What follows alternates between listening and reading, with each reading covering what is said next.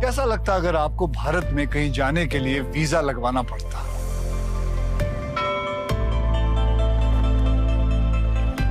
कश्मीर, हैदराबाद या जयपुर जाने के लिए पासपोर्ट की जरूरत पड़ती।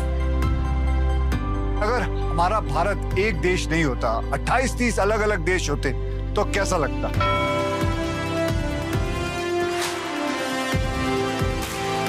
दुनिया भर के देश अपनी अलग अलग भाषाएं, अपनी अलग अलग संस्कृति की वजह से बने, लेकिन हमारे यहाँ सैकड़ों भाषाएं हैं, बोलियां हैं, हर तरह के कल्चर हैं।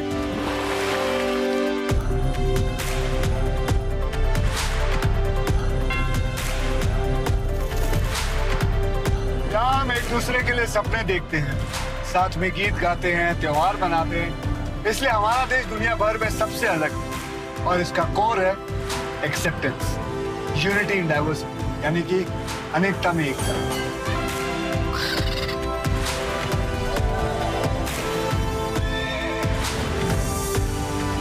कौन है वो जिसकी वजह से आज पूरे भारत का एक झंडा है, एक संविधान, जो एकता आज हमारी पहचान है? उसे हासिल करने वाले महापुरुष का ये स्थान है।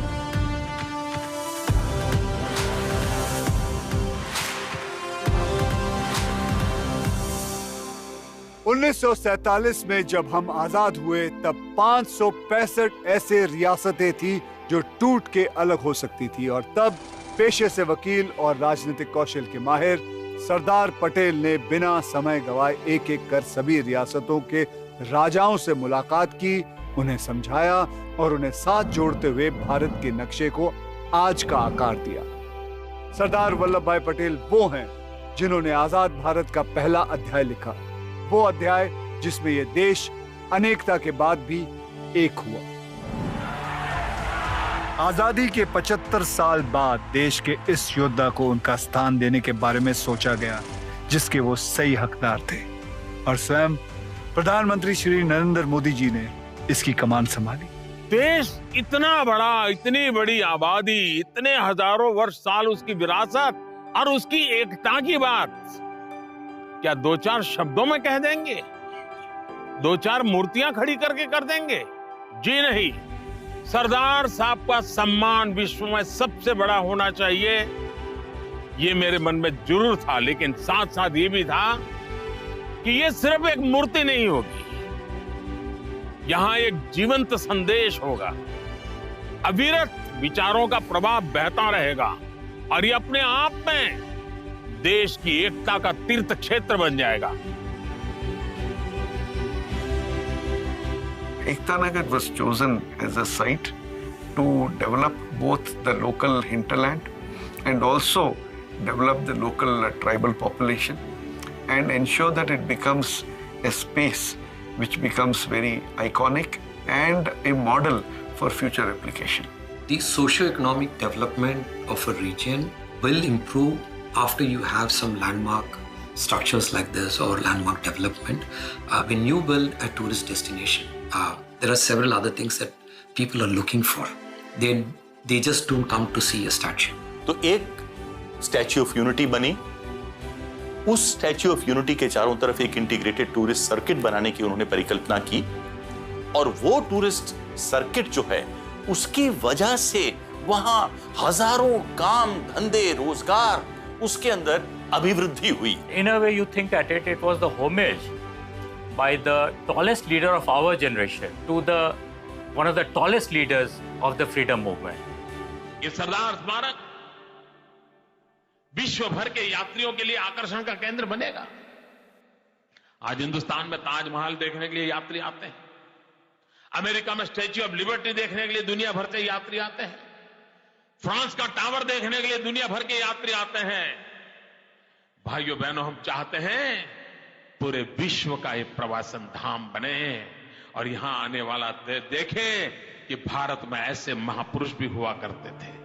प्रण तो ले लिया गया था, लेकिन इसे पूरा करना आसान नहीं था। हमारे प्रधानमंत्री पहले इसे किसी ऊंचे पर्वत पर उकेरना चाहते थे, लेकिन उसकी स्टेबिलिटी का भरोसा नहीं था, और तब नर्मदा नदी के अंदर स्थित साधुपेट द्वीप पर इसे स्थापित करने की योजना बनाई, सरदार सरोवर बांध के ठीक सामने।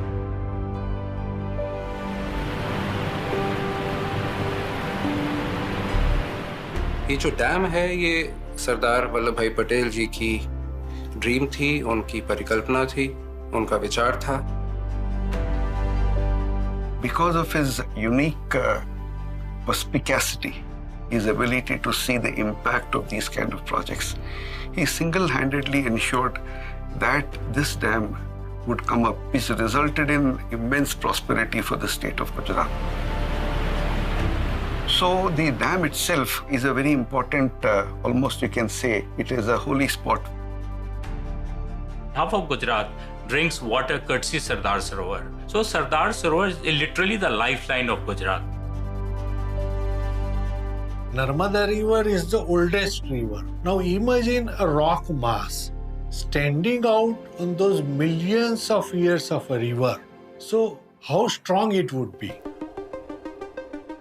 So we drilled almost 52 boreholes in vertical, different directions, and to find out how the hill is, and we found that it can be used. दुनिया के ऊंचे स्टैचूज में जहां क्राइस्ट द रिडीमर की ऊंचाई 39.6 मीटर, स्टैचू ऑफ लिबर्टी की 93 metre, Japan के उशिकु दाइबुत्सु के 120 मीटर और तब तक के सबसे ऊंचे स्टैचू चाइना के स्प्रिंग टेंपल बुद्धा की ऊंचाई 153 मीटर थी। वहीं स्टैचू ऑफ यूनिटी को इससे 29 मीटर ज्यादा यानी कि 182 मीटर का बनना था।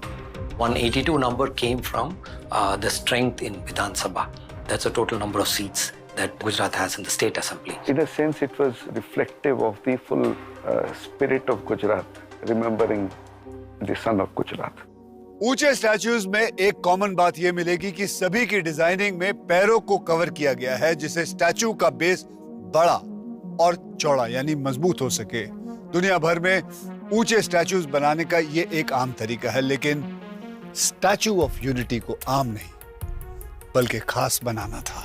No other statue in the world has feet and the ankles exposed. We wanted Sardar in a walking stance. Now you need two legs apart. Being a Kisan, he used to wear dhoti and that too a little high, so his ankles are also to be shown. Now this was a unique challenge. लेकिन 182 metre की ऊंचाई पे खतरा हर चीज का था, फिर चाहे वो लगातार चलती तेज हवा हो या मूसलाधार बारिश, गर्मियों की चुभती धूप हो या एक झटके में इमारतों को धराशायी कर सकने वाला भूकंप। मुश्किलें कई सारी थी। So this area falls under a particular wind zone, 39 meters per second, which will roughly work out to 130 kilometers per hour. But this statue was also designed for 180 kilometer wind speed, heavily reinforced to take care of all the stress. Usually if you see the Sardar appears to be standing on a drum, but actually the foundation is right from the bottom. Similarly, for seismic zone, this was a zone 3 area, but we have designed it for zone 4. So we can boast that this statue will even stand more than hundreds of years. Statue of unity के लिए समय सीमा तय की गई सिर्फ 42 महीने की और निर्माण की जिम्मेदारी मिली देश के सबसे बेहतरीन construction company Larsen and Toubro को। There was another challenge in this, that the scale was the biggest problem because the scale is almost 100 times your body size. Like it was the biggest challenge for an engineer. So fortunately we had Ram Sutar. Sardar Patel एक काल्पनिक किरदार नहीं बल्कि एक ऐतिहासिक व्यक्ति है, इसीलिए उनकी प्रतिभा बनाना और भी कई ज्यादा कठिन था। चेहरे या हाव भाव में जरा से भी चूक हो तो एक बड़ी नाराजगी का कारण बन सकता था। जरूरत थी एक ऐसे कलाकार की जिसके हाथों में किसी भी मुहूर्त में जान फूंक देने की कला हो। दुनिया में दो आदमी की जरूरत होती है, एक कल्पना करने वाला और वो प्रैक्टिकली काम करने वाला। तो कल्पना की है मोदी जी ने और हम उनके साथ काम करने के लिए तैयार हो गए। इस प्रतिमा के लिए लंबे समय तक अध्ययन चला। पूरे देश से जितने भी उनके पोज थे, फोटोग्राफ थे, उनका शिल्प था, वो सब बुलाया गया, सब लाया गया। We went through hundreds and thousands of photographs. So over a period of almost a year, at different levels of the project ideation, for instance, the first replica was a small replica. We just took it out into the people, put it out saying that this is what we are thinking, this is how we think. And then we created what might be called is the artist's miniature of a project of this nature. A miniature is 30 feet high, which is currently erected in Gandhinagar. आजादी के आंदोलन में सरदार साहब का बड़ा योगदान था देश के गांव को जगाना, देश के किसानों को जगाना। और इसीलिए मेरे मन में विचार आया था, मैं हिंदुस्तान के 6 लाख से अधिक गांवों में खेत में औजार के रूप में जो उपयोग में आने वाला लोहा है, वैसा हर गांव से एक लोहे का औजार पुराना उपयोग किया हुआ, मां भारती के साथ जिसका नाता रहा है, ऐसा लोहे का औजार उसको लाऊंगा,